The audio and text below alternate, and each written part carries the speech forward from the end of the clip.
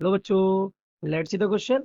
The large-scale transmission and distribution of electrical energy over long distance is done with the use of a dynamo, B, transformer, C, generators, and D, capacitors. So let's see the key concept of this question. The key concept of this question is कि what makes easy for the transmission of electrical energy. किस क्यों आखिरकार transmission easy हो जाए, है ना? तो transmission of energy is done on the basis that during transmission, मतलब जब हम ट्रांसमिशन कर रहे हो ना, the loss of energy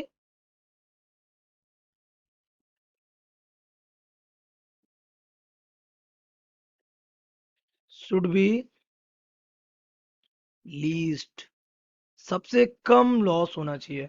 अब आप एक बात बताएं, अगर एक वायर में अगर आप करंट के, अब इलेक्ट्रिकल एनर्जी तो करंट के थ्रू ही जाएगी ना, तो अगर आप एक वायर में करंट को ट्रांसमिट करो, वो वायर की लेंथ कैसी है, बहुत ज़्यादा, तो इसका रेजिस्टेंस भी कैसा होगा, बहुत ज़्यादा. और ज़्यादा रेजिस्टेंस में हीट प्रोड्यूस क्या हो जाएगा, हीट प्रोड्यूस हो जाएगा हमारा क्या, H is equals to I square R T. Simply यही होता है. तो आई, अब आप ये यहाँ से देखिए, हीट हमारी डायरेक्टली प्रोड्यूस होगी किसके, करंट के स्क्वायर के. तो अगर ज्यादा, जितना ज्यादा करंट होगा हीट प्रोडक्शन उतना ही ज्यादा होगा ना. तो हमारे दिमाग में एक बात आती है क्या, the value of current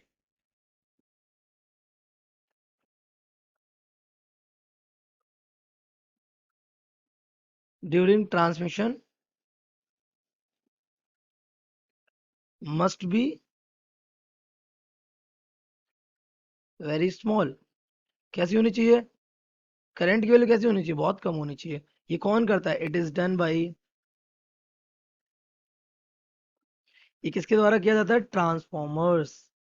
how, अभी समझते हैं इस बात को. ये कैसे करते हैं ये काम.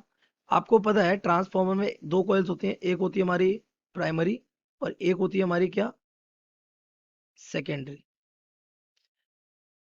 यहाँ पे हम देते हैं क्या, इनपुट, यहाँ पे हम लेते हैं आउटपुट. लेकिन इनपुट और आउटपुट में एक चेंजमेंट आ जाता है. क्यों, इसका फ्लक्स यहाँ लिंक हो जाएगा, है ना, ये लिंक हो जाएगा फ्लक्स.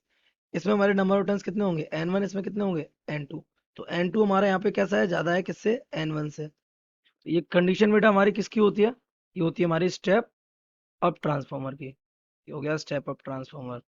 तो अगर हम आइटम देखें, तो जितनी पावर हमारी इनपुट होगी उतनी पावर हमारी क्या हो जाएगी, आउटपुट.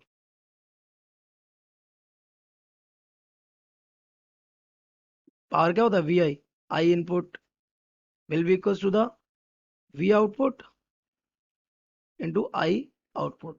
यहाँ से अगर हम V input upon V output निकालेंगे, then it will come I output upon I input हो जाएगा.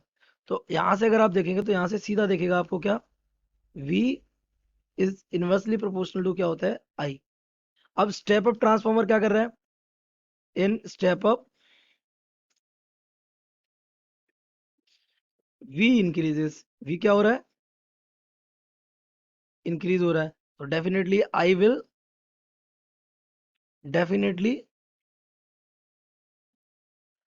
वी डिक्रीज्ड, आई क्या हो जाएगी, डिक्रीज हो जाए. और आपको पता है, आप चाहते भी यही थे, करंट की वैल्यू कैसी होनी चाहिए, very small. So energy loss will be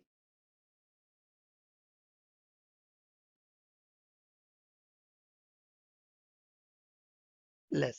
So the correct option should be option B, transformer. Correct option.